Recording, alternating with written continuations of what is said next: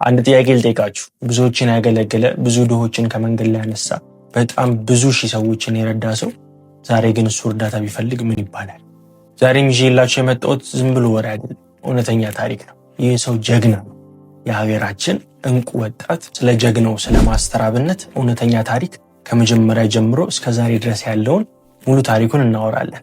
ይህን ቪዲዮ እስከ መጨረሻው ድረስ ይዩት። በጣም ገራሚና በጣም አሪፍ ቪዲዮ ነው የሚሆን። ማስተር አብነት በደቡብ ኢትዮጵያ በከምባታ በጠንባሮ አካባቢ ነው ተወልዶ ያደገው። ስለ ልጅነቱ ብዙ የተወሩ ታሪኮች ባይኖሩም ነገር ግን ይህ አንድ ነገር ብቻ አስፈላጊ። ማስተር አብነት እንደ አብዛኛው ኢትዮጵያዊ በችግር ውስጥ ያደገ ሰው ነው። ችግርን የሚያክሰው ደግሞ ሌላ ሰው ሲቸገር ሳይ ዝም ብሎ ማሳለፍ አይችልም። ለዛም ይመስለኛል የማስተር አብነት ደግ ልብ ከልጅነቱ ጀምሮ ያየውን ያሳለፈውን ስለሚያውቅ ነው ዛሬ ላይ ወገኖቹን እየረዳ የሚገኘው። ማስተር አብነት አሁን ላይ በሶሻል ሚዲያ ታዋቂ ቢሆንም ነገር ግን እንደ አብዛኛው ሰው ወይ በዘፈን አይደለም ወይ በፖለቲካ አይደለም ወይም ደግሞ ሌሎች ሰዎችን በመሳደብ አይደለም የታወቀው። ማስተር አብነት በተግባሩ፣ ማስተር አብነት በስራው ነው የታወቀው። ማስተር አብነት አሁን ላይ በሚታወቅበት ሶሻል ሚዲያ ላይ በደጋግ ስራዎቹ ከመምጣቱ በፊት ነገር ግን በጣም በሚገርም ብቃት ሞተር ሳይክል ላይ በሚያሳያቸው ትርኢቶች የመዓት ሰዎች ተሰብስበው ነበር የሚመለከቱት። ማስተር አብነት ይህን ትዕይንቱን ሲያሳይ ብዙዎች ለመስራት የሚፈሩትን ነገር ግን ማስተር አብነት ቀለል አድርጎ ነበር የሚሰራው። በእርግጥ በውጭው ሀገር ላይ እነኚህ በሞተር የሚሰሩ ትዕይንቶች የተለመዱ ቢሆንም ነገር ግን ለዛ ዓላማ ተብሎ ብቻ የሚዘጋጁ ሞተሮች ነበሩ። ማስተር አብነት ግን በነዛ ሞተሮች አልነበረም ይህን ትዕይንቱን የሚሰራው። ማስተር አብነት ትዕይንቱን የሚሰራው እንዲሁ ኖርማል ለመጓጓዣና ለትዕይንቱ በማይመቹ ሞተሮች ነበር። የሚገራርሙ ትዕይንቶችን ሲታዩ የሚያሳቅቁ እንደዛውም ደግሞ የሚያዝናኑም ትዕይንቶችን የሚሰራ የነበረው። ብዙም ጊዜ ፊልም እስከሚመስል ድረስ ኤዲት የተደረገ እስከሚመስል ድረስ ሞተሯን እንደ ልቡ እያደረጋት በሞተር ላይ የሚገራርሙ ትዕይንቶችን ያሳይ ነበር። ከዚህ ነው የጀመረው የማስተር አብነት ተግባር። ማስተር አብነት ሶሻል ሚዲያ ላይ ባይመጣም ነገር ግን ከሶሻል ሚዲያ ውጭ ሰዎችን በመርዳት እንዲሁም ደግሞ ሰዎችን በማገዝ በጣም ውስጡ የሚደሰትና ሰዎችን መርዳት የሚያስደስተው ሰው ነበር። ማስተር አብነትም ወደ ሶሻል ሚዲያው ሲመጣ የሰዎችን ትኩረት ሳይሆን የፈለገው ለድሆች ድምፅ መሆን ነበር የፈለገው። ድሆችን መርዳት ነበር የፈለገው። ሶሻል ሚዲያውን የተጠቀመበት ድሆችን ለማገዝ ድሆችን ለመርዳት እንጂ እሱ ታዋቂ ለመሆን አልነበረም። ይህ ሰው ማን ነው ማለት ጀመሩ። ለምንስ ይህንን ያደርጋል ብለው ሰዎች አእምሯቸው ላይ ጥያቄ መፈጠር ጀመረ። የሚለቃቸው ቪዲዮዎች፣ ሶሻል ሚዲያ ላይ የሚያሳያቸው ነገሮች ሁሉ የሰዎችን ትኩረት መሳብ ጀመሩ። ማስተር አብነት ሶሻል ሚዲያ ላይ እርዳታ ሲሰራ ለአንድ ጊዜ ብቻ አልነበረም ይረዳል። ማስተር አብነት ሲረዳቸው ዘላቂና ነገም ከነጎዳያም ቢሆን ራሳቸውን የሚያቋቁሙበትንና ብዙ ነገር የሚያደርጉበትን ነገር ነበር የሚረዳቸው።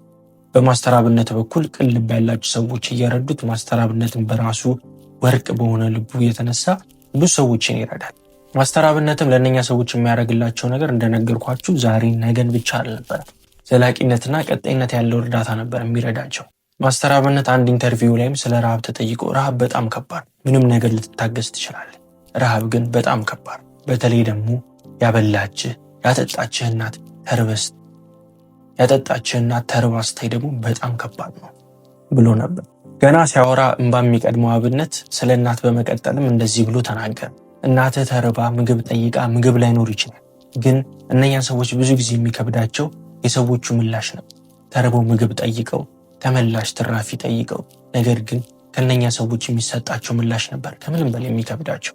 አንዳንዴ እናቶችን ከጎዳና አንስቼ ሆቴል ምግብ ላበላችሁ ይዣቸው ልገባ ስል ይህ ቦታ ለኛ አይፈቀድም አንገባም ይሉኛል። አንዳንድ ጊዜ እናቶችን ከጎዳና ላይ አንስቼ ሆቴል ይዣቸው ሲገባ ይሄ ሆቴል ለኛ እኮ አይፈቀድም ይከለከላል ማለት እንዴ ምግብ ቤት ይዛቸው ስትገባ አያምኑም፣ አይቀበሉኝም። እኔ ገና ድጋሚ አስረዳቸዋለሁ። ያ ማለት መጀመሪያ ሲሄዱ የተባረሩበት ቤት ስለሆነ መጀመሪያ ሲሄዱ ከኋላ በኩል የሆነች ሮቶ አካባቢ ለሰ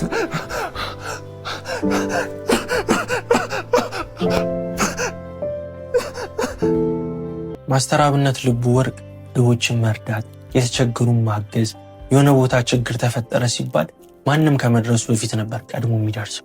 ባለፉት ዓመታትም በሶሻል ሚዲያ ሰው ለመሆን ብዙ ነገር እንደማያስፈልግ ልብ ብቻ እንደሚበቃ ማስተር አብነት አሳይቶናል። ማስተር አብነት ሲረዳ ሃይማኖት አይለይም፣ ዘር አይለይም፣ ቀለም አይለይም። ማስተር አብነት ምንም ነገር ሊያደርግ ሲል ሰው መሆናቸውን ብቻ አይቶ ነበር እያንዳንዱን ነገር የሚያደርገው። ስለ ማስተር አብነት ስለሰራቸው ስራ፣ ስለ ደግነቱ እንዲሁም ስለ ማስተር አብነት ጥሩነት እናወራ ቢባል እድሜ ዘላለማችን ማውራት እንችላለን። የሚገርማችሁ ነገር አብዛኞቻችን ማስተር አብነትን በማወቃችንና በእኛ ጄኔሬሽን ውስጥ የነበረ ሰው በመሆኑ በጣም እድለኛ ነን። ከዚያ ግን ሁላችንም እስከምናውቀው ድረስ ሁሉ ነገር መልካም በነበረበትና ደህና በነበረበት ሰዓት ማስተር አብነት ግን ሁላችንንም የደበቀን ነገር ነበር። ማስተር አብነትም እንዲህ ሲል ተናገረ። በከባድ ሕመም መያዙንና የኢትዮጵያ ሕዝብ እንዳለ እንዲጸልይለት እንደሚፈልግና ከጎኑ እንዲሆን ተናገረ። ይሄ ስንቱን ያስታመመ፣ ስንቱን ያገዘ፣ ስንቱን ድሃ ከጎዳና ያነሳ፣ ስንቱን የተራበ እናት ያጠገበ፣ ስንቱን አባት ያጠገበ ሰው ዛሬ ግን ታመመ። አሁን ማስተር አብነት ከሰው ገንዘብ ወይም እርዳታ አይደለም የፈለገው። ማስተር አብነት የፈለገው የሁሉንም ኢትዮጵያዊ ጸሎት ነበር። አሁን ላይ ማስተር አብነት በምን ሕመም እንደታመመ ምን እንደሆነ ግልጽ የሆነ ነገር ባይኖርም፣ ነገር ግን ሁላችንም ለማስተር አብነት መጸለይና ጤናው እንዲመለስ ሁላችንም ግዴታ አለብን። ምናልባት በቀን ውስጥ ፈጣሪያችሁን እንደዚህ አድርግልኝ እንደዚህ አድርግልኝ ብላችሁ ከምትጠይቁት የተወሰነ ነገር ቀንሳችሁ ለማስተር አብነት መጸለይ ይኖርባችኋል። ምክንያቱም ማስተር አብነት ለብዙ እናቶች፣ ለብዙ አባቶች፣ ለብዙ ህፃናት፣ ለብዙ ሰዎች አጠቃላይ ለኢትዮጵያ እንቁ የሆነ ሰው ነው። ማስተር አብነት ብዙ የተቸገሩ ሰዎችን አድኗል። ብዙ የታመሙ ሰዎችን የሕክምና ወጪ ሸፍኗል። ብዙ ያለቀሱ አባቶች፣ ብዙ ተስፋ ያጡ ሰዎችን ተስፋቸውን ሰጥቷቸው። ስለዚህ ለማስተር አብነት ፈጣሪ እንዲምረው ከህመሙ ሁሉ እንዲያሽለው መጸለይ አለባቸው። የማስተር አብነት ታሪክ ገና አልተቋጨም። የማስተር አብነት ታሪክ ገና ይቀጥላል። ማስተር አብነት ለኢትዮጵያ ያስፈልጋታል። ለማስተር አብነት ወደ ጤናው ተመልሶ ከኛ ጎን ሆኖ ኢትዮጵያን እንዲያግዝና ብዙ ነገሮችን ከዚህ በኋላ እንዲሰራ እንጸልይለታለን። የኢትዮጵያ አምላክ የልጆቹ አምላክ ጤናውን መልሶ ከኛ ጋር እንዲያገናኘውና ዳግም ማስተር አብነትን በሙሉ ጤንነት እንድናየው ሁላችንም እንመኛለን። አሁንም ቢሆን ደግሜ የምነግራችሁ ማስተር አብነት ገንዘብ አይደለም የጠየቀ። ማስተር አብነት ትንሽ ጊዜያችሁን ቀንሳችሁ ጸልዩልኝ ያላል። ምናልባት ይሄ ጊዜ ካለፈና ጸልየን በጸሎት ካላገዝነው ካለፈ በኋላ መጸጸት ወይም ካለፈ በኋላ ማዘን ለማስተር አብነት ምንም አይጠቅመው። ስለዚህ አሁን ላይ ጸልዩለት። ማስተር አብነት የእናንተን ጸሎት ነው የሚፈልገው። ማስተር አብነት ትላንትም ጀግና ነው፣ ዛሬም ጀግና ነው፣ ነገም በሙሉ ጤንነት ቆሞ ጀግንነቱን ይቀጥላል። እስከዚህ ድረስ ቪዲዮን ስላያችሁ ታመሰግናለሁ። አንድ ቪዲዮ ልጋብዛችሁ።